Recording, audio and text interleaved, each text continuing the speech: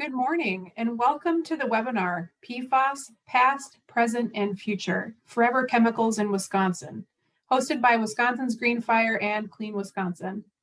We're glad to have you here today to dive into this topic of PFAS with our impressive panel of experts who we will introduce shortly.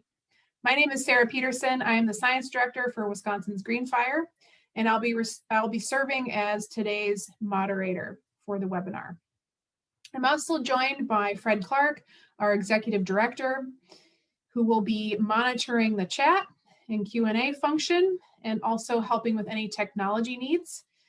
Also joined by Paul Heinen, our Legislative Liaison, who will be introducing our panel shortly.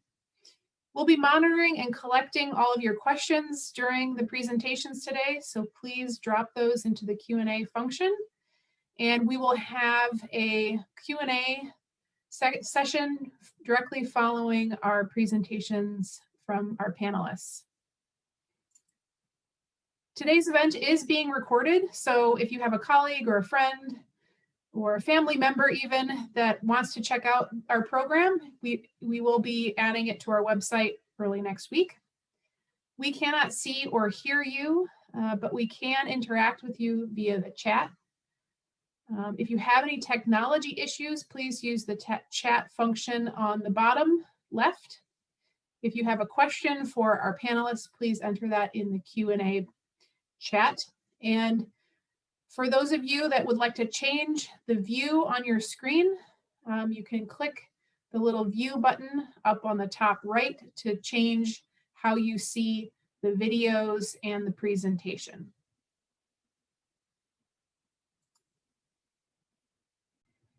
And I'm just going to briefly introduce Wisconsin's Green Fire. We support the conservation legacy of Wisconsin through science-based management of our natural resources. We're one of Wisconsin's strongest voices for conservation, and we rely on a dedicated group of volunteers across the state with many, many years of experience working on conservation and natural resource issues.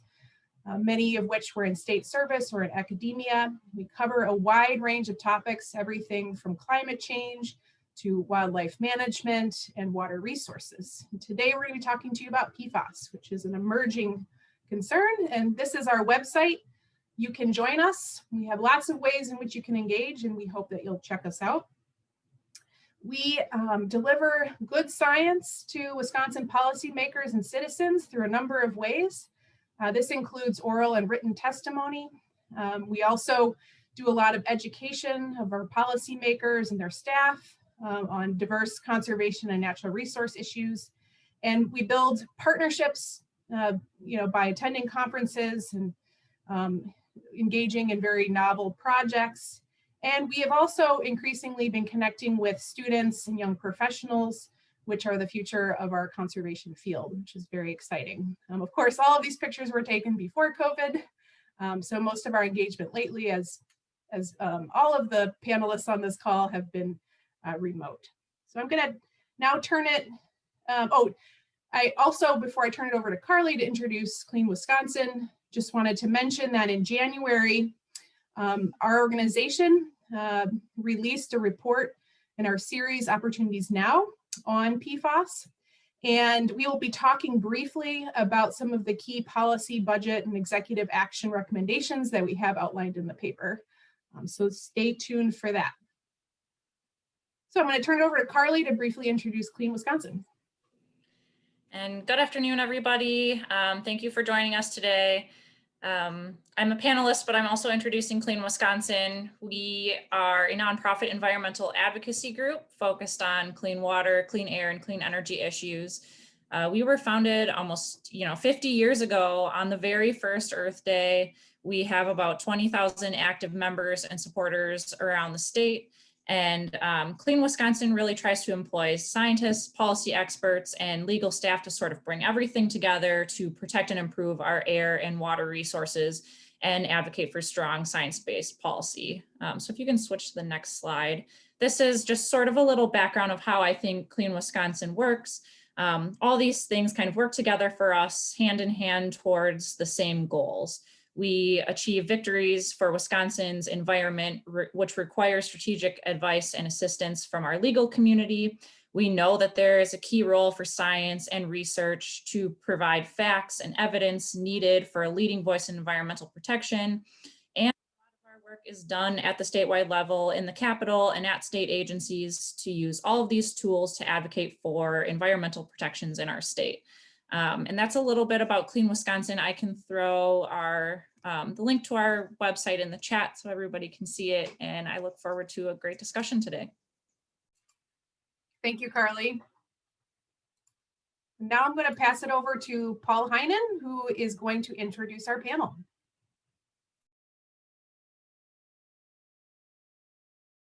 Paul, you need to unmute. I knew as soon as I muted it, I thought, I'll bet I forget to unmute.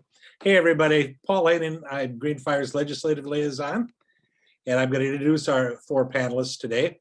Up first is John Robinson, an active Green Fire member working on public lands and PFAS. Before retiring from DNR, he was the Northern Region Team Supervisor for the Remediation and Redevelopment Program for 17 years at DNR. He's currently a member of the Marathon County Board of Supervisors, is a former mayor of Wausau, and a former Wisconsin state representative. Next up, Mimi Johnson will join us. Mimi joined the DNR in May of 2020 after several years at the Department of Health Services. Mimi spent a decade in Washington, D.C. working in consumer, health, and environmental policy before returning home to Wisconsin. Darcy Foss will follow her. Darcy started her career in DNR in 1989 after several years with EPA's cleanup programs. And Darcy has served in various positions in DNR's cleanup programs prior to being appointed to the administrator of the Environmental Management Division in 2019. You've seen Carly, but a little background is that she is responsible for strategic advocacy and supporting the mission of Clean Wisconsin through directing policy goals as a government liaison with legislators and politicians in Wisconsin. Prior to joining Clean Wisconsin, Carly worked as a legislative assistant for State Representative Gordon Hintz of Oshkosh, then a member of the Joint Committee on Finance. So those are our panelists today. Great, thank you, Paul. All right, so first up, we're going to have John Robinson talk a little bit about the background and history of PFAS in the state. John, I will have you unmute. Well, thank you, and thank you all for your interest in this issue. Wisconsin Green Fire has identified this as an emergent and critical issue, and it's included in our opportunities now and analysis of priority issues and actions for Wisconsin's natural resources. And I think Fred has put in the chat room the link to our report. Next slide. So what are PFAS? PFAS are per and polyfluoroalkyl alkaline substances that have long or short chain carbon fluorine molecules that give them the ability to repel oil and water, resist stains and heat. The strength of the carbon fluorine bond means that the compounds don't degrade easily, which makes them attractive in the manufacturing process, but problematic in the environment. They were invented in the 1930s, and the first commercial use was by DuPont with Teflon in 1946. Next slide, please. PFAS can be found in food packaging and processing, microwave popcorn containers, packaging. They're found in kitchen pans with Teflon and other products. They're very common in household products. In the 1950s, stained and water repellent fabrics, including Scotchgard, were developed. Polishes, waxes, paints, cleaning products, dental floss. In the 1970s, athletic wear and water repellent materials such as Gore-Tex, surgical gowns, and other things came into being. In the 1960s, in response to concerns from the Department of Navy, aqueous forming foam was developed for firefighting, particularly on naval vessels where there were concerns over fuel fires, and it led to their expanded use and mandates from the FAA that all airport facilities use the materials, and led to the development of perfluorooctane acid (PFOA) and perfluorooctanes sulfonic acid (PFOSs). In the workplace and production facilities, it's been used in chrome plating facilities, electric manufacturing, and oil recovery. The characteristics have made PFAS critical to the manufacturing of electronic devices such as cell phones, tablets, and semiconductors. Next slide, please. This is a conceptual model that was developed by the Michigan Department of Environment, Great Lakes, and Energy, and it shows the transport through emissions, effluent, solid waste, biosolids in product breakdown. The air emissions get into rainwater, which is deposited on soils. Wastewater is discharged either directly after being treated at the facility or to municipal wastewater treatment plants, where it ultimately ends up in surface water bodies and or in biosolids. And those biosolids are either land spread or taken to landfills. And if they're landfills, and there may be leachate that gets into the groundwater. And there are concerns that with the biosolids, that if it's present, it may be taken up in plants and ultimately wind up in living organisms such as fish, animals, and we have some examples with deer and humans. Next slide, please. There are a number of health risks associated with PFAS, and they bioaccumulate, and there are concerns over biomagnification and toxicity in organs. PFAS bind to proteins in the liver and blood. And since 1999, CDC's National Health and Nutrition Examination Survey has found up to 12 PFAS in the blood serum of study participants over the age of 12. PFAS have been linked to increases in risk for kidney and testicular cancer, thyroid problems, and the CDC and the Agency for Toxic Substance and Disease Registry found that high levels of PFAS reduce antibody response to vaccines and reduce infectious disease resistance, which is critical at this time with the COVID pandemic. It's also been linked to higher levels of cholesterol, Parkinson's disease, bone density issues, pregnancy risk, including toxemia or preeclampsia, high blood pressure, damage to other organs in pregnant women, and slightly lower average birth weight. In addition, there are some health equity and environmental justice issues associated with PFAS. Multiple studies indicate that low-income and communities of color are more likely to live by PFAS-contaminated sites than others. Next slide. The presence of PFAS in the environment has led to health advisories, either from the DNR, Department of Health Services, including fish consumption advisories in Slaughterhouse Creek and Lake Monona for bluegill on a weekly basis, and once a month for carp, bass, pike, walleye, and yellow perch. Presence of PFAS in Lake Superior has led to an advisory of for smelt consumption to 1 meal a month. There have been health advisories issued relative to drinking water supplies around the JCI Tyco and La Crosse sites, where it has gotten into private potable wells, and a number of municipal wells have been impacted. It's been found in deer liver. Next slide, please. The DNR and Department of Health Services issued a do not eat advisory for deer liver within 5 miles surrounding the JCI Tyco site in Marinette. There were low levels of PFAS found in the muscle and other organs, but it tends to bioaccumulate in the liver. Next slide. PFAS are everywhere. They're water soluble and they can move easily in the environment. There are over 700 sites across the US. Drinking water supplies in 34 major cities have been impacted by PFAS. There are 43 known ongoing environmental repair sites releases in Wisconsin, many of them the result of firefighting foam, either testing, production, or use, including at the Johnson Controls Tyco site in Marinette, La Crosse Wells, the Husky Oil Refinery fire in 2018, the MG&E substation transformer, Truex Field in Madison, Volk Field and Camp Douglas, General Mitchell Airport, We have found PFAS in leachate at landfills at Refuse Hideaway in Middleton and Junker Landfill in Hudson, and other sites include the Rhode Island Municipal Wells, Starkweather Creek and Well 15 in Madison, the Milwaukee Estuary of Concern, and the Miro manufacturing plants in Manitowoc and Chilton. Next slide, please. There are a number of challenges that present themselves as a result of PFAS and their prevalence. There's over 5,000 different forms of chemicals with PFAS in them. They are everywhere.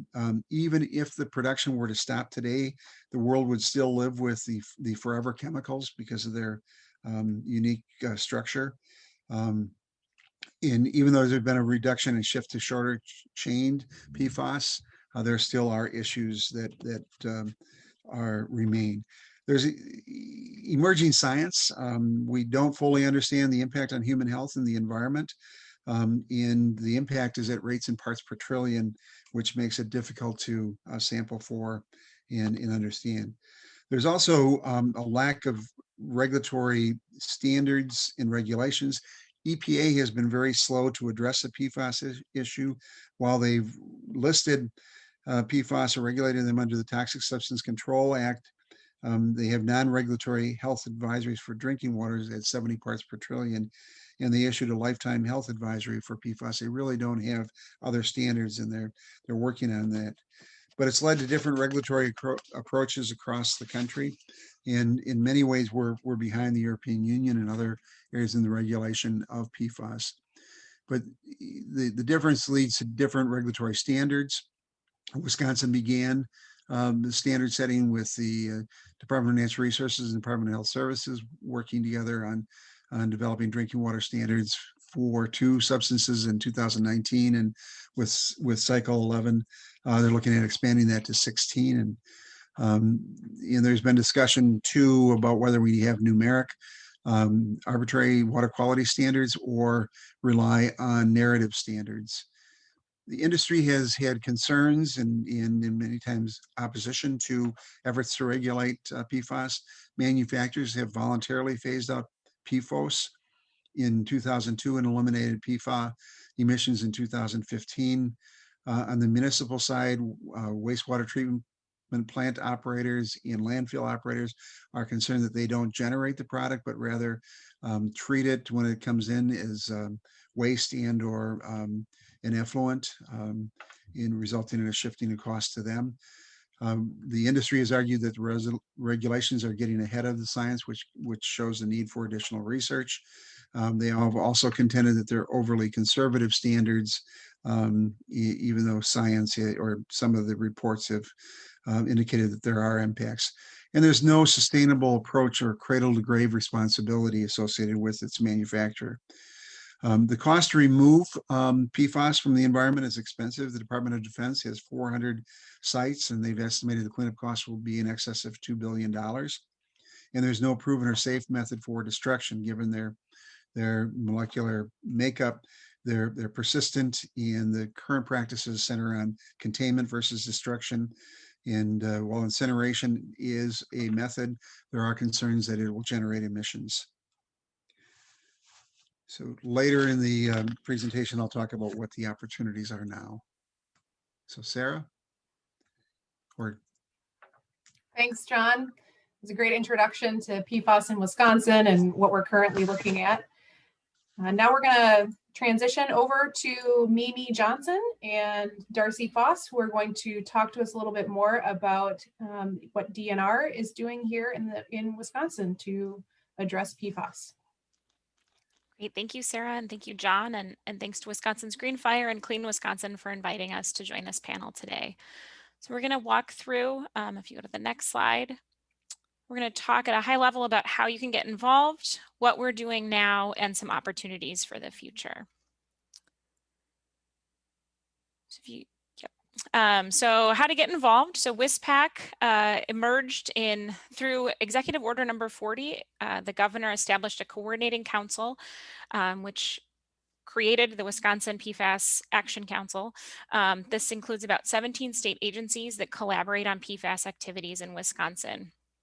The next meeting of WISPAC is March 25th, and we'll have more information about that meeting, which is always open to the public, posted to our website and the public meetings page soon. The first charge of that coordinating council was to develop an action plan for this state. And the PFAS Action Plan really pulls resources together, personnel and expertise from across a multitude of state agencies and other entities to build a comprehensive environmental and health plan to address PFAS. The PFAS Action Plan was submitted to the Governor Evers in late 2020. And the governor's budget, which Darcy is going to touch on shortly, acknowledges the plan and its recommendations as a foundation for many of the proposed PFAS budget initiatives. Based on input from the public and advisory groups and WISPAC members, the plan highlighted 4 guiding principles for PFAS work in Wisconsin, which were environmental justice, health equity, innovation, and pollution prevention. And similarly, 25 action items were organized into 8 themes based on the input we received throughout that process. The PFAS External Advisory Group, which was on the slide. There you go. So we just launched that external advisory group this week. There was tremendous energy as we worked through WISPAC and had, all of our opportunities for public comment and public engagement and advisory group activity to really develop a body to move forward at the DNR and in our work with implementing both the action plan and ongoing work with PFAS. And so the advisory group builds upon and unites the work and the members of many of our different study groups and advisory bodies across the agency. And many of you both on this panel and who are in attendance participate in these different advisory and working bodies. And so we appreciate your ongoing partnership and hope that this will be one more avenue that we can unite and discuss and bring our perspectives together to address PFAS. The next meeting will likely be in late April or early May, and we'll have more information about the group and its meetings posted to our PFAS External Advisory Group page on our website. Next slide. So I'm going to walk through some of our activities currently underway. John touched on this a little bit, but PFAS in Wisconsin, the DNR is monitoring about 50 known PFAS contaminated sites in the state. And you can access this map from our website via BERTS on the web and just search for PFAS. These include sites near military facilities, airports, and manufacturing. Next slide. PFAS sampling, we currently have efforts underway to help inform standard setting processes for groundwater, surface water, and drinking water, and eventually soil. We're currently sampling a subset of POTWs and effluent sampling of industrial WPDS dischargers. And I'll talk in a couple slides about the work underway with municipal systems as well. We'll utilize the data from this sampling to inform economic impact analyses and have a better understanding of PFAS in the state. John also mentioned some of our recent consumption advisories. We will continue throughout the year as we sample and work to understand the footprint in Wisconsin. We work with our fisheries and wildlife colleagues as well as the Department of Health Services to analyze the data from fish and other wildlife tissue and issue consumption and health advisories as needed. We anticipate we'll have fish and deer data results throughout 2021. John also touched on some of our standard setting at a high level, but I'm going to just give some quick updates on where we're at with some of our rulemaking and standard setting. So cycle 10, which was recommending revisions to groundwater enforcement standards for 11 of the existing and 16 new substances. And this ties to NR 140 and NR 809. So NR 140, we've completed the drafting rule revisions and economic impact analysis for 11 of the existing and 16 new standards. In March or April, we'll be going for public comment on the economic impact of the proposed rule. And we'll revise the rule as necessary based on those comments. For NR 809 public drinking water, we're drafting the rule revisions and economic impact analysis for PFOA and PFOS. And the next steps will also be to seek public comment in that same timeframe of March to April and revise as necessary. And we, as I mentioned, and I'll get to in a minute, we'll be doing some municipal public water supply sampling in the moving forward, which we anticipate will be completed by the fall of 2021. NR 105 and 106, which are surface water quality criteria, we're drafting rule revisions for PFOA and PFOS. And we've been looking at regulatory options under the Clean Water Act with EPA related to best management practices and approaches that may be incorporated as permit requirements to meet standards. We are also, as mentioned, doing some sampling in this space, and we'll be using that data to inform the economic impact analysis. We expect that some of that sampling will wrap up in March. And our economic impact analysis, we hope to have completed by the end of April. And then we will seek public comment based on that economic impact analysis in May to June. And then in terms of cycle 11, which is recommending new groundwater standards for 22 substances, 6 pesticides, and 16 PFAS compounds. We are just in the scope statement process for those, and the scope statements are over at the governor's office, and if approved, we'll move to the Legislative Reference Bureau and clerks of the legislature and start holding preliminary hearings if needed. That also ties to the public drinking water in NR 809. All right, then next slide. So as I mentioned before, we are also embarking on some public water system sampling. We have some federal funding that we hope to get some sampling underway in March. And we're looking to sample a couple of hundred wells as part of about 80 municipal systems. Next slide. So we continue to work across our programs and to coordinate and develop a comprehensive plan for understanding the PFAS footprint in Wisconsin, working with our partners and our clients and communities. And Darcy's going to speak a bit more to this in terms of opportunities that moving forward. Next slide. So firefighting foam, the statute 29948 went into effect in September of 2020, which prohibits the use of intentionally added PFAS containing firefighting foam, and except in the cases of an emergency or in testing. And we then were required through that statute to promulgate both emergency and permanent rules. And the emergency rule, NR 159, went into effect in December and is currently in place for 3 years with some suspended provisions. We continue to work in partnership with our firefighting community to develop resources, from posters that they hang inside fire departments to best management practices and guidance to help explain what to do if foam is used and if they're collecting or storing it. And Darcy will share in a minute, there are some active budget proposals and legislation related to the collection and disposal programs as well. So now I'm going to turn it over to Darcy, who's going to talk through some budget and legislative activity. Thank you very much, Mimi. Appreciate it. So next slide, Sarah. Thank you. So again, I'm Darcy Foss with the Department of Natural Resources. So some of the things that are in our state budget, there is earmarked $1 million for the collection and disposal of fluorinated firefighting foam.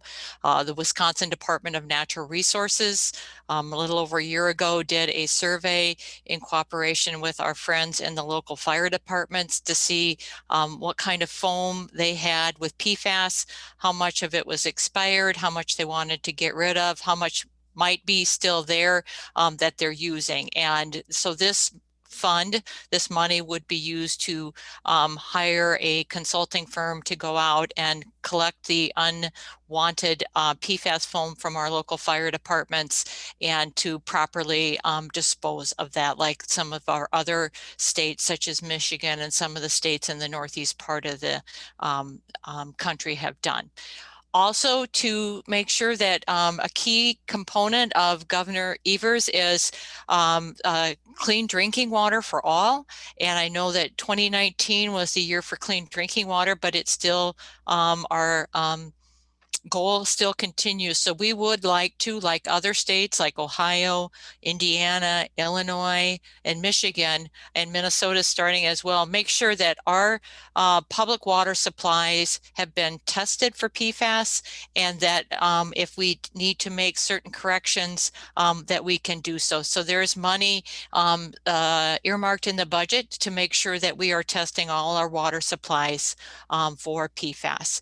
In addition, there's miscellaneous amount of $700,000 for our sampling of our air, lands, and waters, not only at orphan sites where we may not have a viable responsible party, but also to do additional surface water testing, testing to see what the background levels in our air and our soil are. So this would help DNR get a better understanding of the footprint of PFAS in our state. In addition, there's $10 million annually in general program revenue for a municipal grant program.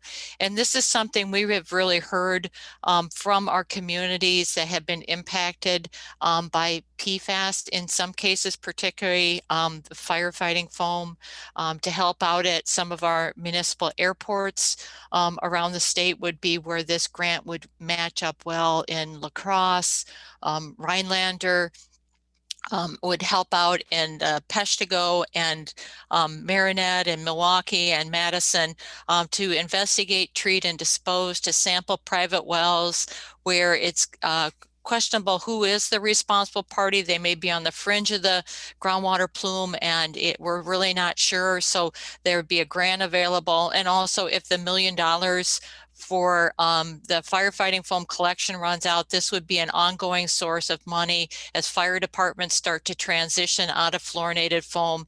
This fund would allow fire departments to properly dispose of that with a state grant. It gives 11 additional positions to the Department of Natural Resources. I do want to also put plug in, there is money and staff for the State Lab of Hygiene, where many of us are relying on sending all of our samples to that we collect, and in addition to our PFAS samples. So we need to recognize that they're an important part of identifying and solving the PFAS footprint in our state. And then there is some language in there from the Senator Hansen and Senator Miller Clear Act from the last session on statutory language on setting interim PFAS standards for PFOA and PFOS that would automatically go into effect as groundwater and drinking water standards. Next, Sarah. So just closing out what's going on in the state legislature and a little bit federally. There's a firefighting foam bill in the last session introduced by Representative Novak, and Senator Coles has introduced one this session of it. It differs a little bit from what's in the governor's budget money-wise, but they're all good things to keep in mind here. Comprehensive PFAS bills from the last session was the original Clear Act that was introduced, and then the bipartisan bill later on in the session between Representative Nygren and Senator Hansen. And we're potentially expecting others. And as Mimi mentioned, there was the firefighting foam bill that went into effect. Lastly, I'd just like to close by saying I think there's some interesting things going on at the federal level with the Biden administration. They have made PFAS and climate issues two of their top priorities. And I would imagine that the Congressional PFAS Task Force will also be active in the coming session. We know that EPA has confirmed that they will be going ahead with a drinking water standard for PFOA and PFOS, which are two of the older chain, but probably more well-studied PFAS compounds. That will take EPA 2 to 3 years. And then if we would wait as a state to start working on that, which we haven't waited, but we'd have to wait for them to get that in place. And then we would start our 30-month process after that. So another reason why we had started already. And then in addition, there's some sampling it's going to go on in 2023 with the municipal systems that will conclude in 2026. But again, that's the reason for that $750,000 in the governor's budget, not to wait for 4 or 5 years to resample our municipal systems. And so that's what's going on right now on the federal level as well. So thank you very much. And we'll pass that on to Carly. Great. Thanks, Darcy and Mimi. Really great to hear some updates from the state. And I am going to, here's the any information that people would like on DNR. leave this up for just a moment. And Carly Michaels is up next to talk to us about some priorities from Clean Wisconsin. I am going to pull up a video that, Carly, do you want to introduce? Yeah, so Clean Wisconsin put together this video sort of taking a deeper dive into the PFAS contamination site in Marinette specifically, which is one of the hotspots in Wisconsin. It is not unlike other contamination sites, though. The last I heard, it is the third most PFAS contaminated site in the nation that we know of at this time. And this is just a short clip of that full version, which is on our website if people are interested in watching. It's about 20 minutes in length, I think. But I really wanted to kick off my portion of what I'll be talking about, just reframing why solutions are important and really who protections should be crafted for. Because the communities that are most harmed by this pollution have an incredibly important voice and perspective on what is needed. So if you want to hit play. Northeastern border, where the Menominee River meets the Bay of Green Bay, you'll find the city of Marinette. It's a small town, home to only about 10,000 people. Many of them, like Chuck and Cindy Boyle, have raised their families here. This area is so remarkable. The scenery is incredible. We have this enormous amount of water, natural resources. It's absolutely beautiful, but the people here are really, really warm. They're really friendly, they're hardworking. Water is central to the way of life here, from building the world's ships to fishing along the riverbanks. But recently, the water has become the focus of this community's biggest worry. When I first learned about some of the literal consequences of it, it was terrifying. The story of the contamination crisis begins here at the nearly 400-acre Fire Technology Center in the heart of Marinette. The complex is operated by Tyco Fire Products, which is now a subsidiary of Johnson Controls International. For 5 decades, the company has been testing firefighting products on this site. One of their most popular products is called AFFF foam. It's used to smother industrial and chemical fires using a key ingredient known as per- and polyfluoroalkyl substances, or PFAS. Exposure to PFAS has been linked to a host of serious medical conditions, including an increased risk of developing certain types of cancer. And unbeknown to the residents in this northeastern Wisconsin community, PFAS had been seeping out from Tyco's property into their backyards. One of those backyards belongs to Ruth and John Kowalski. Their home is in the town of Peshtigo, which neighbors Marinette. And until the fall of 2017, neither of them had ever heard of PFAS. We received a letter and it explained about the contamination in the underground water. The Kowalskis have lived on County Road B in Peshtigo since 1981. They raised their 2 daughters here, and for much of that time, they were drinking out of a well in their backyard. So when the news of the contamination broke, they wanted answers. Tests showed both Ruth and John had elevated levels of PFAS in their blood. Their doctor told them it's too soon to know what that will mean for their health. But the creek next to their home, where their daughters would often play, showed levels of PFAS at 1,200 parts per trillion, more than 60 times higher than the standard proposed by the state of Wisconsin to protect public health. I'm appalled for myself, not so much for children. How dare they?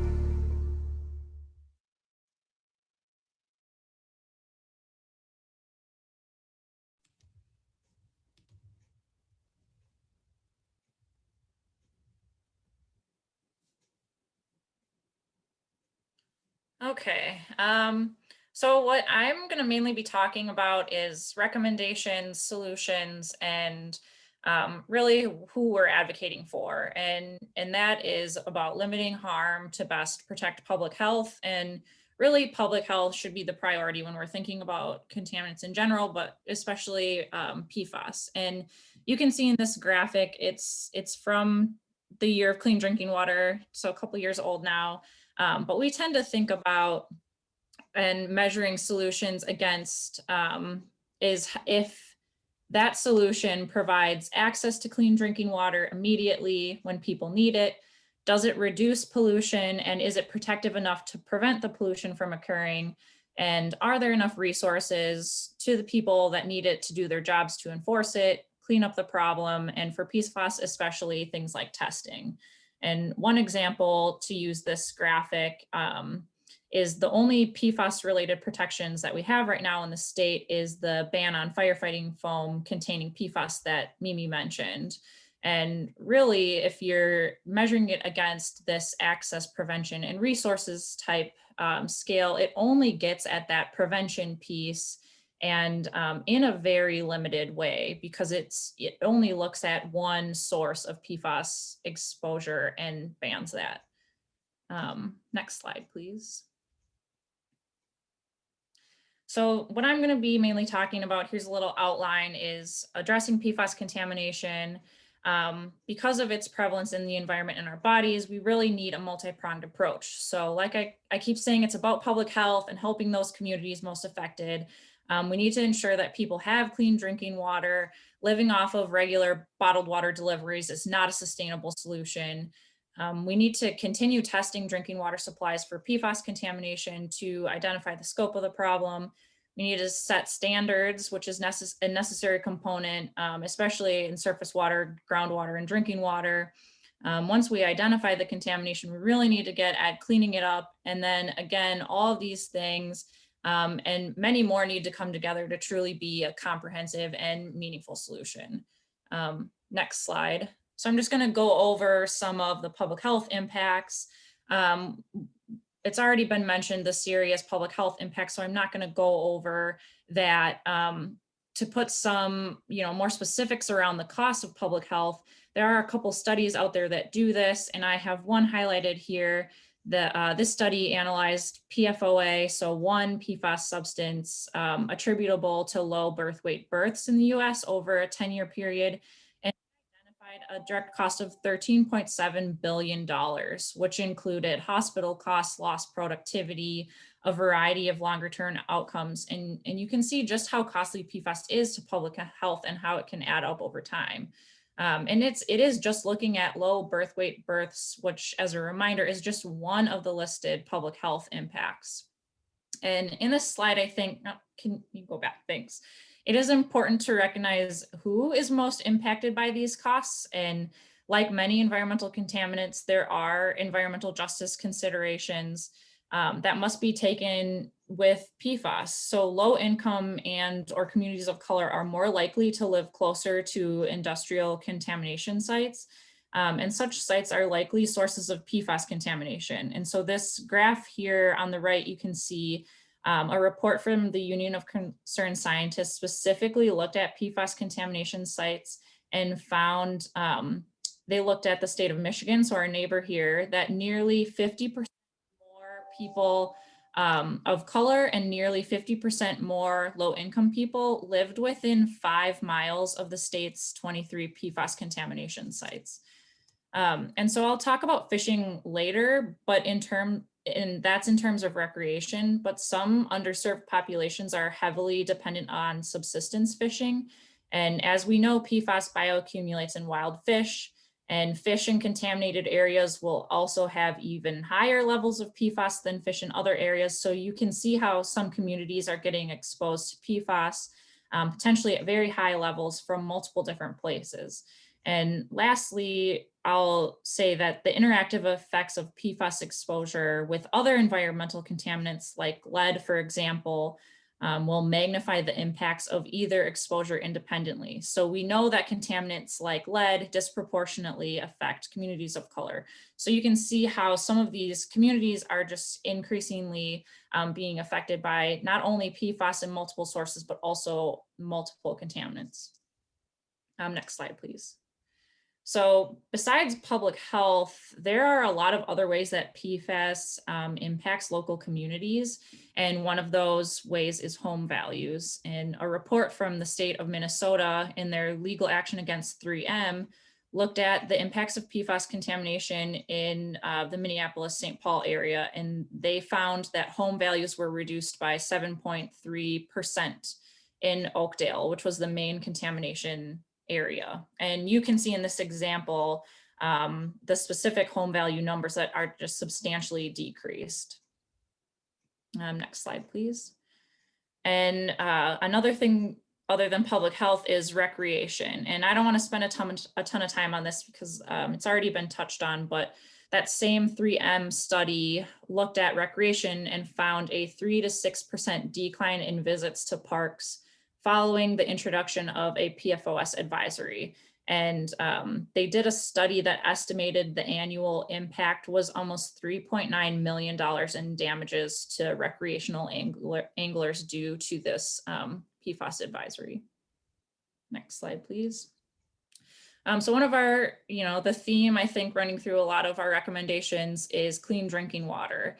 And since we reviewed some of the specific costs and communities impacted, I wanted to dive a little bit deeper into increasing access to clean drinking water. So as Mimi mentioned, the DNR is working on testing, and there's funding in the state budget proposal to continue testing public drinking water supplies.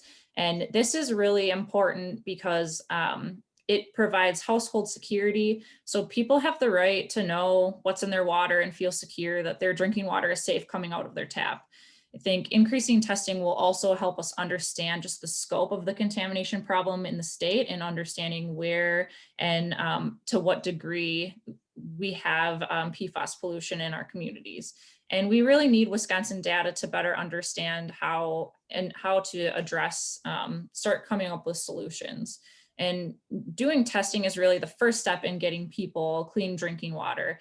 As you can imagine, there is a significant public health benefit to reducing exposure to PFAS chemicals.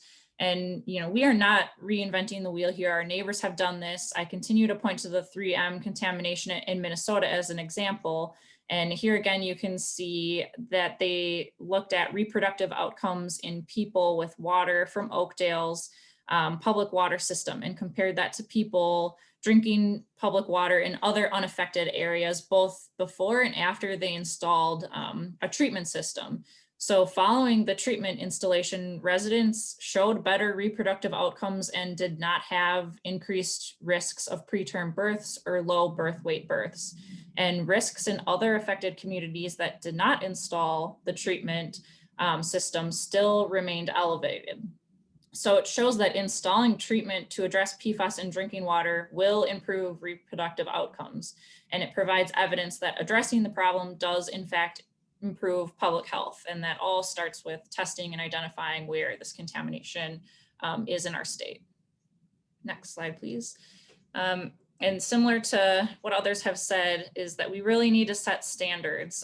PFAS is a federally unregulated substance that many states have already gone ahead and passed their own statewide standards.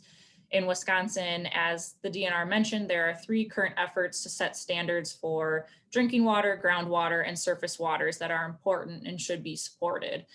Setting science-based environmental standards will protect public health, reduce exposure, and set clear guidelines to the regulated community. Setting standards really gets at that prevention and reducing exposure point that I talked about earlier.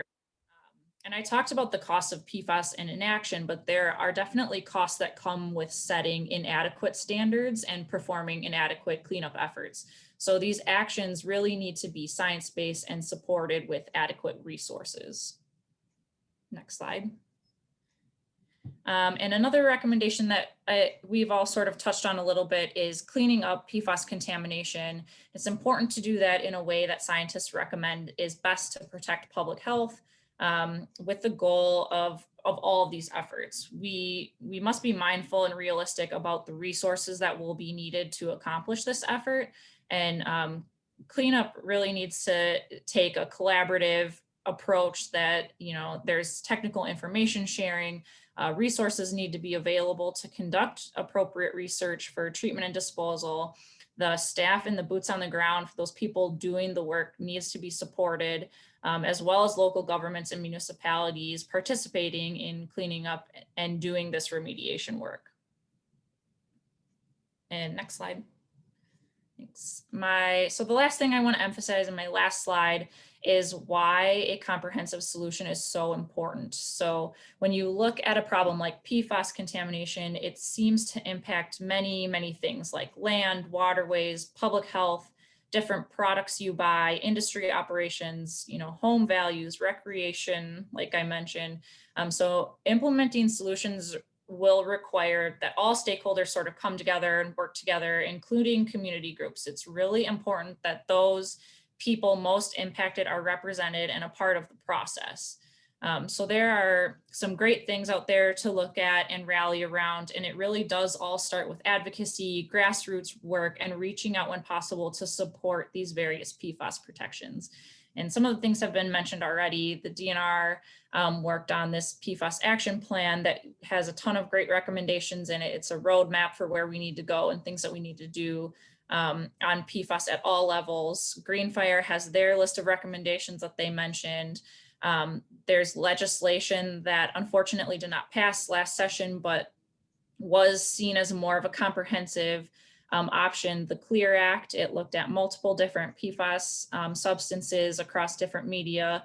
There was the compromise bill that Darcy mentioned, the rulemaking efforts, and then all of the resources in the state budget and testing efforts going on really need to be supportive to get to where we need to go to start finding solutions for PFAS and you know, providing people the security that they need. Thank you so much, Carly. That was a great overview of some recommendations from Clean Wisconsin and the direction we can head on this issue. Before we jump into our Q&A, we wanted to just briefly give an overview of some of the policy recommendations and opportunities that we have highlighted in our Wisconsin's Green Fire Opportunities Now paper on the subject. So John Robinson is going to detail those quickly for us before we jump into our Q&A. And we already have some great questions rolling in on the Q&A section here. If you have them, please put them there. We have Fred Clark monitoring those. So John, take it away. Sure. Thank you. Greenfire has identified opportunities to improve the science and begin to address critical issues relating to PFAS. And we have to remember that while PFAS don't readily break down in the environment, their host products do, which results in their being released into the environment. So one of our recommendations is to identify the sources, and the governor's budget is a great first step in that by providing dollars for testing at public water supply systems, collecting information on influent, effluent, and biosolids, and investigating, doing randomized studies relative to fish and wildlife. So we encourage the expanded use of testing. We also think that there's a need to manage PFAS before it gets into the government, into the environment, and there's a grant program in the budget as well. But we think that there needs to be adequate levels of funding for PFAS for remediation going forward. And we support the expanded use of the Department of Defense state agreement, where the Defense Department will do work in the state to examine fate and transport issues at those sites so we can learn and develop our baseline information throughout the state. It's important that we control PFAS going forward, look at whether or not they should be used in the food packaging and processing area. We support the evaluation of product stewardship for extending producer liability to the cost of addressing disposal and cleanup. And we support the clean sweep, or the $1 million in the budget to deal with firefighting foam. There's an important need for education about public health and environmental impacts. We support expanded efforts to get information out to consumer groups so that they can be better consumers and use their economic power to drive decisions relative to its use. We support coordinated information distribution through the state of Wisconsin, and we encourage the state to host a summit to try to get the information and the latest research out to as many parties as possible. Finally, we support additional research into developing the baseline understanding of the impacts to develop our standards for surface water, drinking water, groundwater, solid waste, and soil standards, and look at the application to biosolids and application. And we encourage the department to use the emergency rule process to get those in place as soon as possible. So thank you very much. Great. Thank you so much, John. And for those of you interested in finding out more, Fred Clark has been putting URLs and links into the chat where you can access a lot of the reports and resources that we've outlined in the talk today. These are just our general information if you would like to engage further on this issue. So at this time, I would like all of our panelists to reactivate your camera, if you wouldn't mind. And we are going to stop the screen share so that everyone can see all of your faces as we jump into a moderated Q&A.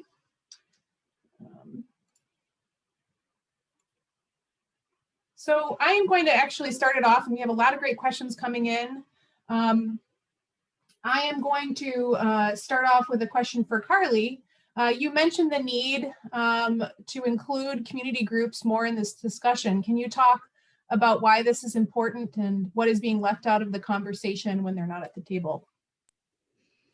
Yeah, thanks for that question. And I was trying to look at some of the stuff in the chat, so I'll try to address some of that in this question as well. But ultimately, they have the experience and they're the ones that know what it's like to be facing these very real costs and what they need in terms of solutions. I think some of the stuff relating to, there's a question about subsistence fishing, is there's a pretty big, education gap when it comes to even knowing what PFAS are, what degree there is with consumption advisories, and how you get over that hurdle is working closely with these community groups, knowing who's who in the community, and getting everybody involved to sort of come together and identify what the solutions are. And if their voice isn't there, I guess my question is, who is making the decision then? If their voice isn't involved, there's going to be other groups and, those with the loudest voice, which tend to be industry groups who are dominating the discussion. And in Marinette, for example, they have formed an advocacy group. They did that in their own free time. They attended tons of public hearings. They're the ones that demanded legislative action and really provided that voice of accountability to get something done. And I think that's really important and a great source of power for some of these local community groups to have and what they can demand for, because there's limited policy options right now for PFAS protections. Like I said, there's one, the ban on firefighting foam containing PFAS. So it's really, we all got to come together and work on what we want to see done. Great, thank you, Carly. I have a question here, and perhaps Darcy or Mimi can tackle this one. Governor Evers' executive budget included $750K for testing of public water supplies for PFAS. Is this enough to ensure that all public water systems in Wisconsin are tested? Michigan allocated and spent $1.7 million to do the same thing. This is Darcy, and Mimi chime in, but we believe the $750,000 plus the $250,000 we have now from the federal government should be sufficient and then to also test some of our non-public water supplies as well. Sometimes we have a community system where in a mobile home park, for example, there may be a separate well that just serves that mobile home park. We feel like if there is a PFAS known or potential source nearby, we would also have the funds to expand to that as well. So we feel like this is going to be sufficient to do that. And perhaps piggybacking on that question, one question that I had was, if we end up seeing less action from the state legislature on this issue that is sort of necessary to address the problem, how well can we rely on federal action? Darcy, you mentioned the Biden administration and US EPA setting federal regulations to steer Wisconsin onto a kind of a better path. Any thoughts there? I think you're probably going to see a different administration with respect to PFAS. I think they're considering it as a key component of their environmental initiatives, and we've seen that a little bit already. I do have to say I applaud the US EPA folks that have been there with us all along. You know, we work with them every single day, and the folks have been very supportive. The Office of Research and Development has been very helpful to all the states in trying to understand some of these products, but also helping out at specific sites. I think the confirmation they're going ahead with a drinking water standard for PFOA and PFOS is great.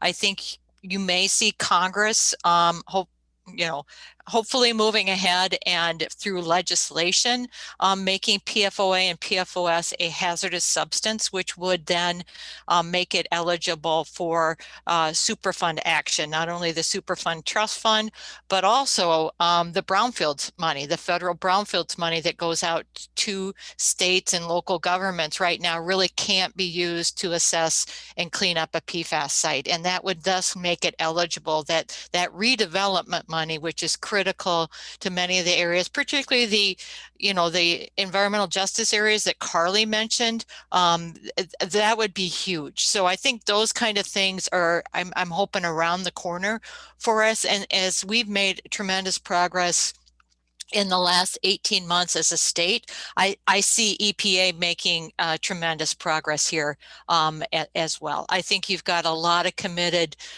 civil servants there and a lot of committed scientists and help from folks like you and other organizations to move that forward. Great, thanks. Any other panelists want to chime in on that one? Question for John. Why the only thing I'll add on that is that Darcy mentioned is that it takes the EPA an incredibly long time to go through a process to implement any sort of protections on PFAS. And so I don't think that, if you're going to talk to these community groups and you ask them, do you want to wait for the federal government to do something, or do you want the state to go ahead with what it's been doing and implement it, possibly years sooner? I think that the answer that they're going to say is obviously they want protections from PFAS pollution sooner rather than years later. So I think that's another consideration when you're thinking about the federal government doing something is, Wisconsin's behind the 8 ball, but they're even farther behind than we are in some of this stuff. So that's, I think, why a lot of these statewide standards and initiatives need to be supported. So if I could just interject, that's one of the reasons why Green Fire is supporting the development of rules through an emergency rule process, because the formal rule making process is years in the making, and I think there's a need for us to try to look at accelerating that where appropriate. John, a question for you. So you talked a lot about the history of PFAS and, where they originate, how they've entered our environment. Why are they so popular in the manufacturing process, and what sort of alternatives are there being investigated? Well, they're popular because they work at what they're intended to do, and that is, keeping, preventing there being water or oil, grease repellent, and their very nature makes them desirable from the perspective of building into manufacturing processes. And there is research into alternatives. There are alternatives being developed. I think one of the problems with many product development processes is they don't look at long-term consequences of them, but they're still being used because there aren't, in some cases, affordable alternatives and reliable alternatives. So I think what we need to do is have the consumers exercise their rights, responsibilities, and become better consumers and demand alternatives, and that will help drive the development of new products. Anybody else want to touch on that one? Okay. We have a question here regarding the firefighting foam bill from Susan Benson. She asks, please explain the suspended provisions that were recently made. So this is Darcy. The suspended provision. So this is a narrow bill that deals only with firefighting foam with PFAS in it that's generated as a result of testing either a manufacturer who tests foam that they're developing, or if you've got a large commercial building or at an airport and you're testing your fire suppression system in your building and you're collecting that foam. This is what this narrow bill applies to. So what got suspended was one is in the rule, and so the law itself requires when fire departments use this foam, they need to notify the department. The spill law says if there's a hazardous substance discharge, you need to notify the department. So we just recommended that fire departments use the 24-hour 1-800 number staffed by the DNR and the Highway Patrol to do both of these things. And that was suspended from the rule. The rule also had, if you had a water-based foam, you were running it through giant Brita filters. Think of a bunch of them lined up together in industrial size, that at the end, when you're going to deal with that cleaned up water, that you sample that water. And because the statute said there's a prohibition on disposing of that foam into the storm or sewer, sanitary sewer, that you test that foam and you also meet the numbers in this rule, or reevaluate your system, because it said prohibition on discharging foam. And that sampling was suspended, and that table that said when you had no foam in your treated water, that table also got suspended. The still in there is the requisite to have, if you're going to use a granulated active carbon system to treat that foamy water, that's still in there, but you don't need to sample whatever that quote clean water is, and then there's no measurements on when that foam has been removed. Sorry to get all technical on you. So no, thank you for that. Anyone else want to weigh in on that one?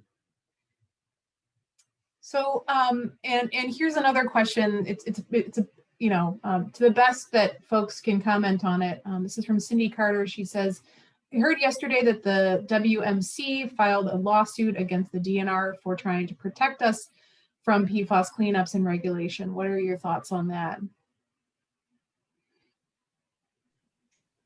I can take that one.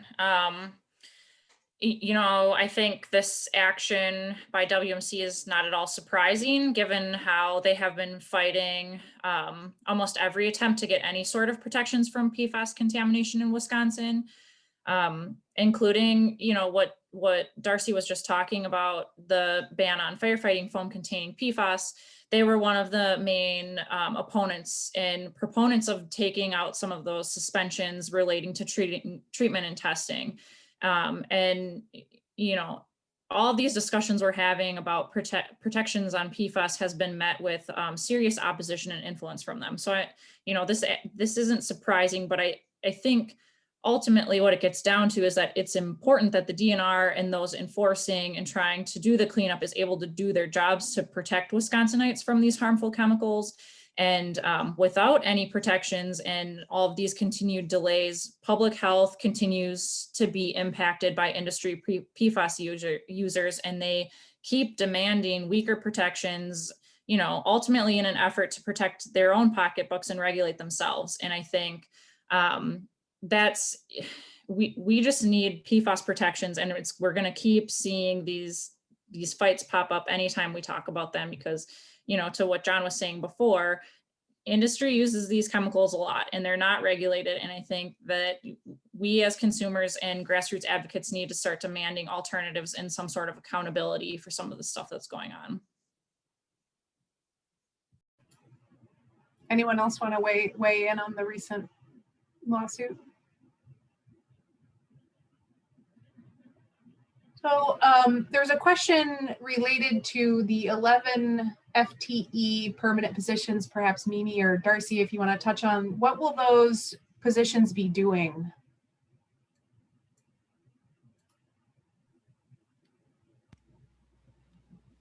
Do you want me to take that one, Darcy? Yep, You're thank you. Okay, yep. So those positions are across our agency and are really, they're hydrogeologists, they're water sampling specialists, and they will really just be the ones to do the work, the boots on the ground, both in getting the samples pulled, but also in doing the analysis, in coming up with the plans for what happens after we get the data, how we work with communities, and so on.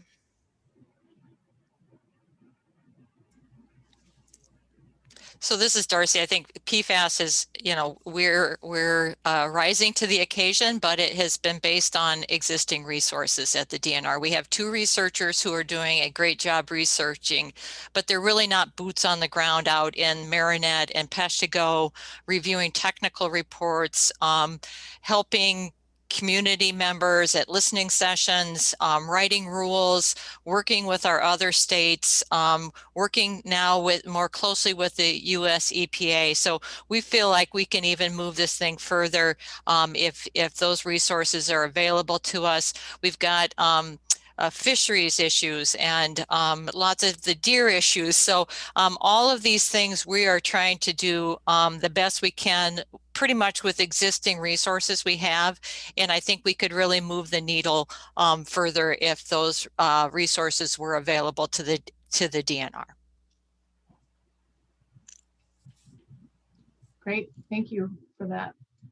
I have a question here related to worker protections. So this question asks, are there policy examples from other states or even countries to protect workers from exposure to PFAS or to hold companies responsible for any health effects that workers may face in their jobs? Anyone have any comments around that? Well, this is Darcy, and I'll start out. Mimi, please feel free to jump in, and Carly and John. There is some things in the WSPAC action plan about some of our military folks and their exposure to on ships and at other places, either training with this foam or actually using this foam. And then we recognize as well from the good work of some Wisconsinites as well that there is PFAS in firefighting equipment. So that's another source of PFAS exposure. And then we've got folks who are working in industries where PFAS can be. And also in the PFAS Action Plan is just to work with businesses and community members and consumers to understand what's in our product. It's very hard to understand if you're actually even using PFAS. I think what Michigan found was when they took these water samples and traced them back to these industries that had the highest levels, some of those industries didn't even know that the products they used had PFAS in them because of the packaging regulations. So there's a lot of education that needs to go on. OSHA will be involved, if there is concerns. EPA is working on the air pathway. So those are the kind of things that I think we all need to work on, but that we're working on the science, and the regulations are trying to catch up with that. And I'll just add, go ahead, Mimi. I was just going to add, as we're working with other states and recognizing the work they're doing around AFFF and firefighting support, we're seeing a lot of bans or specific outreach related to the PPE and the equipment. So I think that's definitely coming through other states' legislation at this point.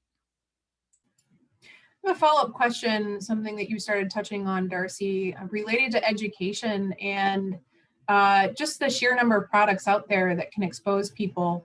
What do we need in terms of an educational campaign to help consumers, be more aware of where PFAS may be showing up in their lives? I don't know, Carly, if you want to touch on that, or I think some of that is laid out in the WSPAC action plan, what we can and should be doing. Commerce is just not a state of Wisconsin.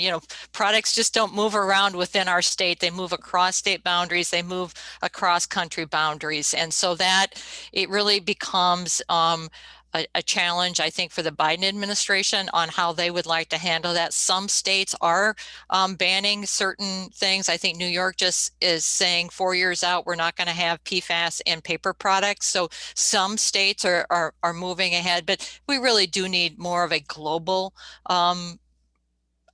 solution. But as Carly says, that may not come very soon. And so do states want to move ahead to solve some of these? So those are things that we can all think about out there, and I'll leave it for others on the panel. Yeah, I think for me, the thing I'll add is it's just the knowledge about it being there, it being in your water supply, it being in the fish you're eating. I think that's a really great place for a statewide standard or statewide testing to start, is that education piece, letting people know where it is, putting out fish consumption advisories, so that education has to start somewhere. And I think that's a great place. Related to that, Carly, there was a question that came in around what is being done to protect the many subsistence fishers in Madison, mostly people of color who regularly catch highly polluted fish from Lake Winona. This person mentioned that it's an immediate need. Yes, I agree. It is an immediate need.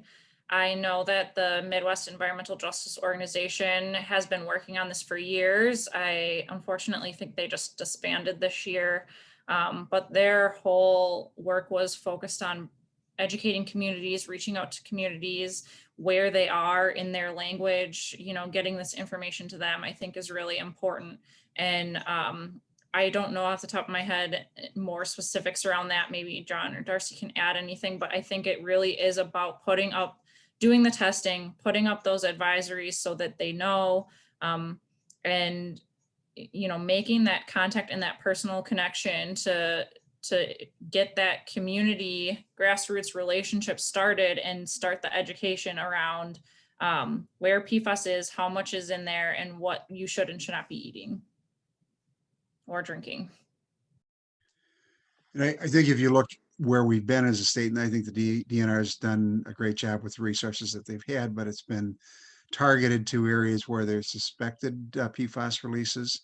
In this budget, the plan is to go to 44 different river systems, which will give us more randomized information that will really begin to tell a truer story of where the prevalence is. So I think one of the things that we can do as a community to support these efforts is to support the budget initiatives that have been laid out to date, because they face an uphill battle in the Capitol. So we need that randomized data to get a full understanding of impacts throughout the state and with different populations. Thank you for those responses. Another question here for Carly. So you had presented a slide with a map, I think that the Environmental Working Group put out. And the map showed a density of known sites much higher in Michigan than in Wisconsin. Can you explain why that is, why there's so many dots on Michigan, and I think also New Jersey too? Yes, because those states prioritize funding and testing for PFAS and addressing PFAS contamination where it is. Wisconsin, like we keep talking about, has just started testing. There's this budget requests the DNR is doing what they can with their existing resources. And the more we test, the more we can identify some of these places. Now, I think there's a lot to say about different industries in manufacturing and what exists in what states, which makes states look different from the other. But, the more we test, the more we're going to identify sites. And I think we're just beginning that stage. And that's why, there's such a stark difference between Wisconsin and our neighboring states when it comes to those dots on that map. And just briefly, if someone can touch on what has all of that monitoring and sampling amounted to in the state of Michigan, for example, a broad brush. This is Darcy and Carly and John and Mimi. I think what it did was it assured the citizens of Michigan whether or not from a PFAS perspective, their drinking water was safe. And I think they found 2 systems that were of concern. And the same thing happened in Ohio. It wasn't hundreds of systems that were at or above the standards. It was 2, but those 2 are important, right? And we want to assure people that their drinking is safe. And if it isn't, that we're doing something about it. And Carly had some great health stats on that. It also, I think the good thing there with all the dots, some of that came from the wastewater sampling. They required their publicly owned treatment works and industrial wastewater systems to test for. And a lot of those people, as I mentioned, were surprised. They did not know, electroplaters did not know that the stuff that they had been using as mist suppression in their buildings was PFAS. And so it was going out the drain, it was going up into the vent, down the building, out the door, into our water system. So all of that was just a wake-up call that we could all identify this. It was done, I think, in a very non-enforcement related way, in an educational way. Let's all work together to identify this and trade out. Do we need treatment before you use this stuff? Can you change out products that don't have this in there now that you know what it is? So those dots really lead to something good, just like our fire department survey and all the work with our fire departments have led to a greater recognition that foam out there that somebody may have given them really should be used for very, very special kind of chemical fires, and not to use it just for normal fires that they could otherwise use non-fluorinated foam for. So again, that awareness and education is a tremendous win-win for everybody. Thank you for that, Darcy. Perhaps a related question. How have municipalities' unwillingness to voluntarily test for PFAS at publicly owned treatment works hampered our understanding of the issue? I think we had a great response recently from our municipalities on this issue. It is a little scary, right? We don't have standards, but I think as Michigan did, we need to work together to understand where this is and where it's coming from and what we can do about it, right? And so that's what Michigan did, is they had their POTW sample, they went upstream to figure out where that was coming from, and then they worked with that business, and the issues got resolved in a creative, practical way. And I think that's really where we need to go here. And so we've had great help from our municipalities. I think the more we talk about PFAS, I think that the more that we're finding commonality here. And that's really what we want to do, is make this more of a, let's all band together and try to work together on this issue. I think there was a reluctance for municipalities to step forward due to the cost and the uncertainty in a regulatory framework. I serve on a local utility board, and we've been having very high level discussions. And what my concern as a commissioner is that there's potentially unfunded liability associated with the spreading of biosolids if they're if PFAS are in those biosolids when we're looking at land application. And I think we need to look at it a little bit differently, not only on the cost of compliance, but the cost of avoidance going forward. And I think that's beginning to resonate with some of the regulated community. So I'm going to round it out with one last question, since I know we're standing between everyone and their lunch. There's a question here about public water suppliers, like in Rhinelander, for example, having access to technology to remove contaminants. Can anybody talk about what's available and available to these water suppliers in terms of treatment and technologies for removal? Sort of a hopeful look towards the future. I think people I think there's greater hope that we have some ways to treat the water, the granulated active carbon reverse osmosis. There are systems out there. The concern is they don't destroy the PFAS or render it less harmful. And so we're working on that as well. But there are systems out there, just like if there was dry cleaning solvents, chlorinated solvents in there, the same kind of carbon system to use to remove that and deliver safe water. And again, that $10 million in the governor's budget per year, so 20 million in the first 2 years, if this would pass, could help local governments pay for those kind of treatment systems on their wells. And so that's what we're trying to do. Our clean water, safe drinking water loans, you can use them for PFAS. So coupled with that grant and a loan, there are, you know, this initiative from the governor and our existing loan programs together can help those communities. But those treatment systems are out there.